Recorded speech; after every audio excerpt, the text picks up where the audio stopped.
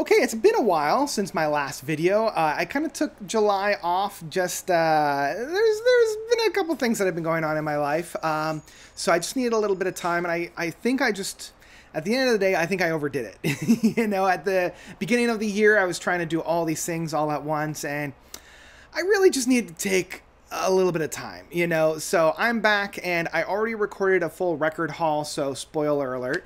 But I wanted to kind of come back and do my first video of like part of the reason why I haven't really put anything out, and also just talk about my experience this summer of having a lot more of a, I guess, a pop summer, or a Brat summer for that case.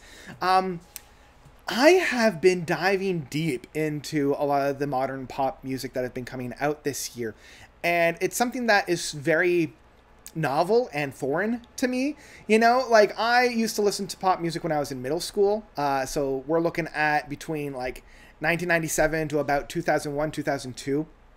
And so, you know, I love bands like Backstreet Boys and Sync, Spice Girls, Aqua, S Club 7, you know, a lot of those like millennial pop bands. And once we kind of got away from those, you know, once they stopped being the, I guess, flavor of the week kind of a thing, I wasn't all that excited about the pop music that came afterwards, and I'm still trying to figure out like why that is, you know. Like, I just never really connected with a lot of the club music that was coming out, you know, like Kanye West and Black Eyed Peas, and even like MLAFO, like those kind of like big pop music stuff. I never connected with it. And I've always kind of kept one ear to the ground in terms of pop music, just to see, hey, maybe this will be the one that kind of gets me excited for pop music again. And yeah, it wasn't really until a couple of years ago that I started to really get back into pop music, you know. And I've had drips, you know, like Taylor Swift and Carly Rae Jepsen and those types of artists. I've always kind of kept my interest. And then Lana Del Rey came around, and then we were getting stuff from like Wise Blood and Spelling, and, you know, a lot more of these like dream pop, indie pop kind of acts and whatnot. And this year it was kind of the big punch of like the Sabrina Carpenter, the Charlie XCX, the Chapel Rowan, that I'm like, oh, there's something here that I absolutely love. And maybe that's what it is. Like, I'm seeing myself being produced and being emulated in these albums. You know, like I definitely see myself in a lot of, you know, Chapel Rowan's works. There's something that I find so infectious, so fun, and I think part of it is also just like the sincerity of a lot of these artists. You know, like, sure, there's a bit of a tongue-in-cheek, but it's not like we're writing songs about how this is going to be the best night of our life, where it's like, is it though? Like, this might be the best. It might seem like it is, but is it? Whereas a lot of these are just like, hey, I want to have a good time tonight. You know, very sincere about what they're singing about, that I find much more enjoyable in that case. You know, I think it was Crash Thompson last year on his end of year list that's like, it's all about the Hoyny Goyles, you know, and maybe that's just it. You know, maybe that's more of what I find myself in.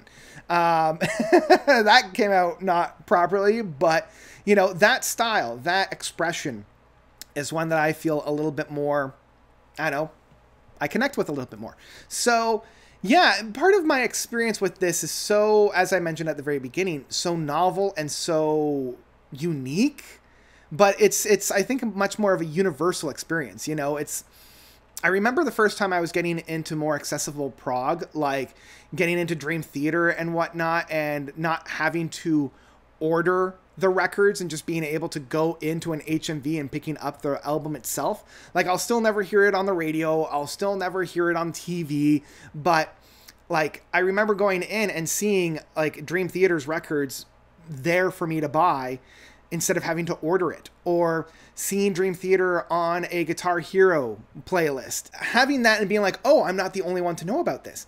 And now having that one step further of hearing Dua Lipa's music while I'm out in the mall, or, you know, I'm in a store and I'm listening to her music, and I'm like, I know the song. Like, I was just listening to it, and being a part of that is like, oh, I'm at the in crowd. You know, I'm not on the fringe anymore. I'm actually a part of the in group. And maybe that's a part of like the in group coming to meet me, but it's also probably a part of me meeting the in group.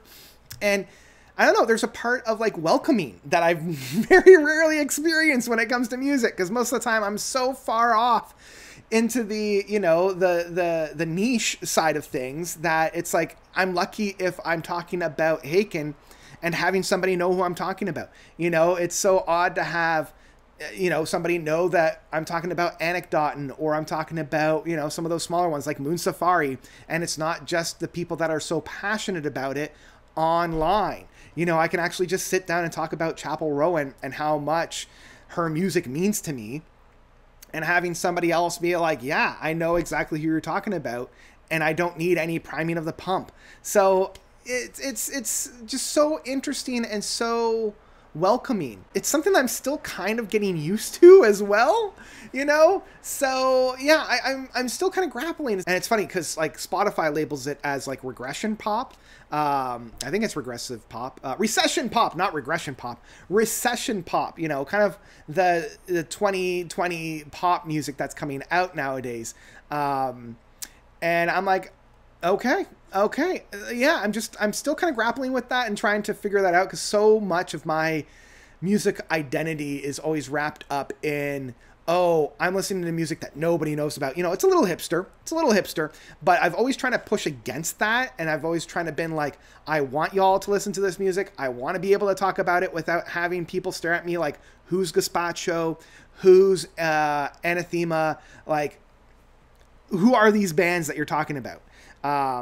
So yeah, it's been interesting. So I think part of it is also just being opened to new experiences and not writing something off just because you assume you don't like it. 10 years ago, I would have never have given Orville Peck a chance because he's labeled as country and western, but I friggin' loved Pony and Bronco. I still need to give Stampede a listen to, but I love his music. And if I had kept that barrier in front of me, then I probably wouldn't have connected with it.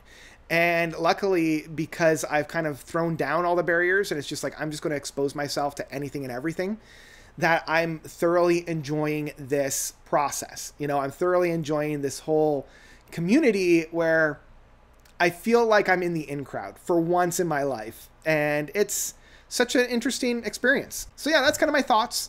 You know, I think the title of this video is going to be like, do I like pop now? And I think the correct response to that is like, I've always liked pop. It's just I haven't connected with the pop that was always popular at the time. So like, I've always liked pop from the 70s, like Elton John and Led Zeppelin and, you know, those types of bands that would have been labeled pop or rock. But rock at that time was almost synonymous with pop. Even in the 80s, you know, where it was kind of like hit and miss. But, you know, Tears for Fears I still enjoy. Prince I still love. Not a big fan of Michael Jackson, but I can still, you know, some of his tracks are pretty fun. And then even into the 90s, you know, I love a lot of those more female-fronted bands. There's something about those that I absolutely love. It's just when I got into the 2000s and 2010s, none of the albums hit, you know, none of the singles and none of the tracks really hit for me. And I'm glad that all these songs and all these records are starting to hit for me now. So that's a little bit of a rambling, kind of off the cuff thought process that I have about pop music. And yeah, I want to know what you guys think, because I know most of my audience is prog lovers. Have you experienced this yourself, where all of a sudden you're being connected with all this very popular music and you're not like feeling like you have to hide in the shadows kind of a thing? Yeah, what is your thought about this? Have you experienced something similar? I think my closest one-to-one would be like movies or TV shows where, you know, I would miss out on a lot of the big TV shows just because either I didn't have HBO or I didn't have cable. So like Breaking Bad, The Sopranos, Game of Thrones, all those like golden age TV programs I always missed. But I was more watching like Canadian programming, like Corner Gas, Being Erica, Orphan Black, you know, those types of shows where people are like, what are you talking about, man? So anyway, have you experienced that with other media as well? That's something that I want to kind of talk about and hear your own experiences from. Let me know all about that by commenting down below, because that's what I've got for you guys today. So thank you all so much for watching. I know this is a bit of a different video.